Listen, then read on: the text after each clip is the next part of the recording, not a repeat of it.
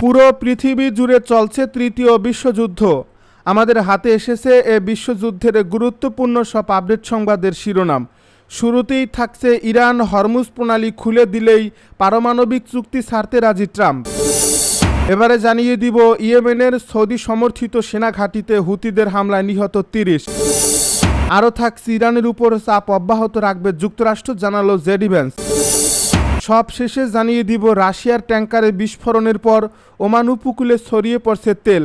এতক্ষণ শুনছিলেন হাতে থাকা আপডেট সংবাদের শিরোনাম, এবারে বিস্তারিত। তবে তার আগে অনুরোধ রইল ভিডিওটিতে একটি লাইক এবং কমেন্ট করে জানিয়ে দিন ভিডিও সম্পর্কে আপনার মূল্যবান মতামত। আরও জানিয়ে দিন ভিডিওটি কোথা থেকে দেখছেন বা কোন জেলা থেকে দেখছেন। ইরান হরমুজ প্রণালী খুলে দিলেই পারমাণবিক চুক্তি ছাড়তে রাজি ট্রাম্প। ইরান হরমুজ প্রণালী পুরোপুরি খুলে দিলে তেহরানের সঙ্গে আনুষ্ঠানিক পারমাণবিক চুক্তির দাবি ছেড়ে দিতে পারেন মার্কিন প্রেসিডেন্ট ডোনাল্ড ট্রাম্প। যুক্তরাষ্ট্রের দ্য ওয়াল স্ট্রিট জার্নালে খবর জানিয়েছে, প্রতিবেদনে বলা হয় ইরানকে একটি চূড়ান্ত পারমাণবিক চুক্তি করতে চাপ দেওয়ার বদলে তেল পরিবহনের অন্যতম প্রধান কৌশলগত জলপথ হরমুজ প্রণালী দিয়ে জাহাজ চলাচল স্বাভাবিক হওয়াকেই ওই অঞ্চলে সামরিক অভিযান শেষ করা এবং বিদ্যমান যুদ্ধবিরতির মেয়াদ বাড়ানোর ভিত্তি হিসাবে মেনে নিতে পারে ট্রাম্প প্রশাসন। মার্কিন কর্মকর্তাদের উদ্ধৃতি দিয়ে ওয়াল স্ট্রিট জার্নাল জানায়, ট্রাম্প বেশ কিছুদিন ধরেই এমন একটি সিদ্ধান্তের জন্য পথ প্রস্তুত করছেন। তেহরানের কাছ থেকে নতুন কোনো পারমাণবিক চুক্তি না করেই তিনি যুদ্ধ থেকে বেরিয়ে আসতে পারেন বলে জ্যেষ্ঠ সহযোগীদের কাছে ইঙ্গিত দিয়েছেন তিনি। তবে হরমুজ প্রণালী পুনরায় খুলে দেওয়ার বিনিময়ে তেহরান একগুচ্ছ কঠিন শর্ত বেঁধে দিয়েছে। এর মধ্যে রয়েছে কোটি কোটি ডলার ক্ষতিপূরণ দেওয়া, মার্কিন নৌ অবরোধের অবসান, পশ্চিম এশিয়া থেকে মার্কিন সেনা প্রত্যাহার, সব অর্থনৈতিক নিষেধাজ্ঞা তুলে নেওয়া এবং যুক্তরাষ্ট্রে জব্দ থাকা ইরানি সম্পদ ফিরিয়ে দেওয়া। ইরানের এসব শর্তের কারণে ওয়াশিংটনের সামনে কূটনৈতিক পথ সংকুচিত হয়ে এসেছে।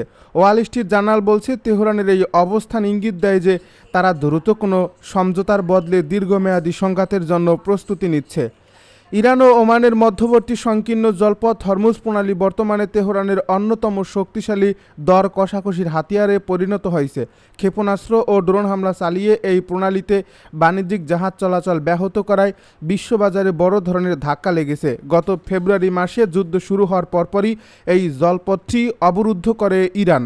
একই সঙ্গে যুক্তরাষ্ট্র ও এর মিত্র দেশগুলোর যুদ্ধজাহাজ চলাচল বন্ধের পাশাপাশি এই জলপথ ব্যবহারকারী বাণিজ্যিক জাহাজগুলোর কাছ থেকে মাশুল আদায়ের চেষ্টা করছে ইরান। তবে মার্কিন কর্মকর্তারা জানান, যুক্তরাষ্ট্রের পক্ষ থেকে এসব বিধিনিষেধ ও মাশুল আদায়ের চেষ্টা প্রত্যাখ্যান করা হয়েছে। প্রেসিডেন্ট ট্রাম্প সম্প্রতি একাধিকবার দাবি করছেন যে হরমুজ প্রণালী ইতিমধ্যেই পুরোপুরি উন্মুক্ত করে দেওয়া হয়েছে, তবে তার এসব দাবি বাস্তবতার সঙ্গে মেলেনি এবং তা অপরিপক্ক হিসেবেই প্রমাণিত হয়েছে। ফেব্রুয়ারির শেষের দিকে ইরান যুদ্ধ শুরু হওয়ার পর থেকে যুক্তরাষ্ট্রে এখনও পেট্রোলের দাম স্বাভাবিকের চেয়ে অনেক বেশি। তার উপর ৩ মাসেরও কম সময়ের মধ্যে যুক্তরাষ্ট্রে মধ্যবর্তী নির্বাচন অনুষ্ঠিত হতে চলছে।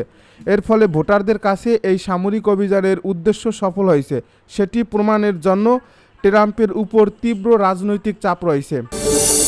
ইয়েমেনের সৌদি সমর্থিত সেনা ঘাঁটিতে হুতিদের হামলায় নিহত ৩০।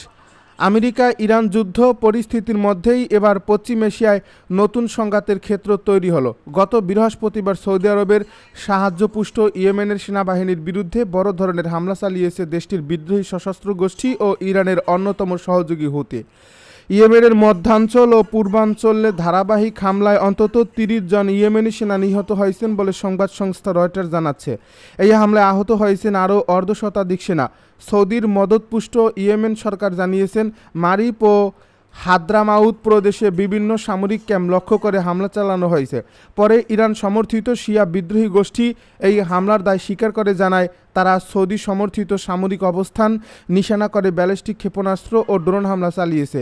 হুতির দাবি, আল রুয়াইক, আল আবর ও আল থানিয়াহা এলাকায় সৌদি সমর্থিত বাহিনীর অবস্থানে হামলায় শতাধিক যোদ্ধা হতাহত হয়েছেন। প্রসঙ্গত, সৌদির মদতপুষ্ট ইয়েমেন সরকারের সেনারা বহু বছর ধরে উত্তর অঞ্চলের ইরান সমর্থিত হুতি বিদ্রোহীদের বিরুদ্ধে লড়াই করে আসছে। 2023 সালের অক্টোবরে গাজায় সংঘর্ষ শুরু হওয়ার পর থেকে ইসরায়েলের বিরুদ্ধে যুদ্ধ ঘোষণা করেছিল হুতি। সে সময় ইসরায়েল ক্ষেপণাস্ত্র ও ড্রোন হামলা চালিয়েছিল তারা। পশ্চিম এশিয়ায় মোতায়েন মার্কিন সেনার সেন্ট্রাল কমান্ডারের বাহিনী চলতি বছরের গোড়া থেকে হুতিদের বিরুদ্ধে সামরিক অভিযান শুরু করে। সৌদি আরবের মদতপুষ্ট ইয়েমেনের সুন্নি গোষ্ঠীর সরকার ও শিয়া বিদ্রোহী গোষ্ঠী হুতিদের বিরুদ্ধে ধারাবাহিক অভিযান চালালেও রাজধানী সানাসহ উত্তর ইয়েমেনের বিভিন্ন অংশ এখনও হুতিদের নিয়ন্ত্রণে। অন্যদিকে পশ্চিম এশিয়া আরেক দেশ সংযুক্ত আরব আমিরাত দীর্ঘদিন ধরে সহায়তা করেছে দক্ষিণ ইয়েমেনের সক্রিয় গণতন্ত্রপন্থী সুন্নি গোষ্ঠী সাউদার্ন ট্রানজিশনাল কাউন্সিলকে, কিন্তু সৌদি আরবের হুমকির জেরে গত বছরের শেষের দিকে এসটিসিকে সহায়তা বন্ধ করার ঘোষণা করে আমিরাত। পরে চলতি বছরের প্রথম দিকে ইয়েমেনের সেনারা সৌদির মদদে দক্ষিণে ইয়েমেনের এসটিসি নিয়ন্ত্রিত এলাকায় দখল চালায়, কিন্তু সৌদির প্রত্যক্ষ সামরিক হস্তক্ষেপ সত্ত্বেও হুতিকে বাগে আনা সম্ভব হয়নি। গাজার হামাস, লেবাননের হিজবুল্লাহ, ইরাকের পপুলার মোবিলাইজেশন ফোর্সেস এবং আশরাফ আল কাফের মতোই ইয়েমেনের হুতি ও তেহরানের যৌথ প্রতিরোধমূলক কর্মসূচি অন্যতম অংশ। 2024 সালের ডিসেম্বরে হুতি বাহিনী ইসরায়েলে হাইপারসনিক ক্ষেপণাস্ত্র প্যালেস্তাইন 2 দিয়ে হামলা চালিয়েছিল। ইরানের উপর চাপ অব্যাহত রাখবে যুক্তরাষ্ট্র, বলছে জেডি ভ্যান্স। ইরান দীর্ঘমেয়াদী পরিবর্তনে রাজি না হলে দেশটির উপর যুক্তরাষ্ট্রের চাপ অব্যাহত থাকবে বলে জানিয়েছেন মার্কিন vice president JD Vance. Fox নিউজকে দেওয়া এক সাক্ষাৎকারে জেডি ভ্যান্স বলেন, ইরান যুক্তরাষ্ট্রের সঙ্গে সম্পর্ক উন্নয়ন করার মতো দীর্ঘমেয়াদী পরিবর্তন আনতে প্রস্তুত কিনা তা যাচাই করছে ওয়াশিংটন। ইরান এতে রাজি না হলে যুক্তরাষ্ট্র চাপ প্রয়োগের পথেই থাকবে। জেডি ভ্যান্স দাবি করেন, যুক্তরাষ্ট্র ইরানের পারমাণবিক কর্মসূচি ধ্বংস করছে, একই সঙ্গে দেশটির প্রচলিত সামরিক সক্ষমতাও ধ্বংস করা হয়েছে। তিনি বলেন, এখন যুক্তরাষ্ট্র দেখতে চাইছে ইরান এমন দীর্ঘমেয়াদী পরিবর্তন আনতে রাজি কিনা যা দেশ দুটির মধ্যে আরও ভালো সম্পর্ক গড়ে তুলতে প্রয়োজন। জেডি ভ্যান্স আরও বলেন, ইরান পরিবর্তনে রাজি না হলেও যুক্তরাষ্ট্রের জন্য সেটি কোনো সমস্যা নয়। সেক্ষেত্রে ওয়াশিংটন ইরানের উপর যতটা সম্ভব চাপ প্রয়োগ করা যাবে। তিনি বলেন, মধ্যপ্রাচ্য থেকে যত বেশি সম্ভব তেল ও গ্যাস বের করে আনার চেষ্টা করবে যুক্তরাষ্ট্র, যাতে মার্কিন নাগরিকরা তুলনামূলক কম দামে গ্যাস ও জ্বালানি পেতে পারেন। সূত্র ফক্স নিউজের। রাশিয়া ট্যাঙ্কারে বিস্ফোরণের পর ওমান উপকূলে ছড়িয়ে পড়ছে তেল। ওমানের উপকূলের কাছে প্রায় 390 বর্গ কিলোমিটার এলাকায় তেল ছড়িয়ে পড়ছে। রাশিয়ার অপরিশোধিত তেল বহনকারী এবং পশ্চিমা নিষেধাজ্ঞার আওতাধীন একটি ট্যাঙ্কার ক্ষতিগ্রস্ত হওয়ার পর এই তেল ছড়িয়ে পড়ে বলে জানিয়েছে ওমান সরকার, খবর রয়টার্সের।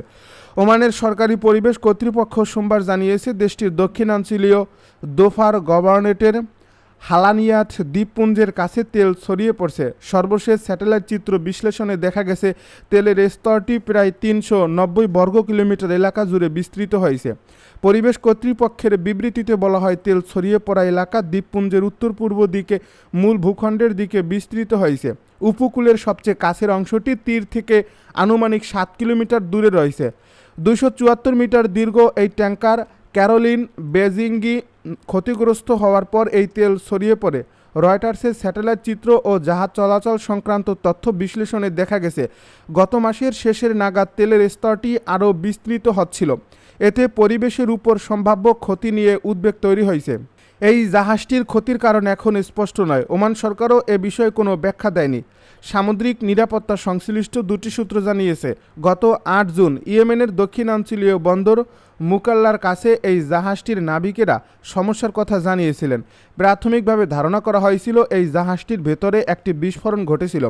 জাহাজ চলাচলের তথ্য অনুযায়ী যাত্রা শুরুর আগে ক্যারোলিন বেজঙ্গিতে রাশিয়ার অপরিশোধিত তেল বোঝাই করা হয়েছিল। 11 জুন ইয়েমেন উপকূলের কাছে এই জাহাজটি সর্বশেষ পাবলিক SIS ট্র্যাকিং ব্যবস্থায় অবস্থান সংকেত পাঠায়।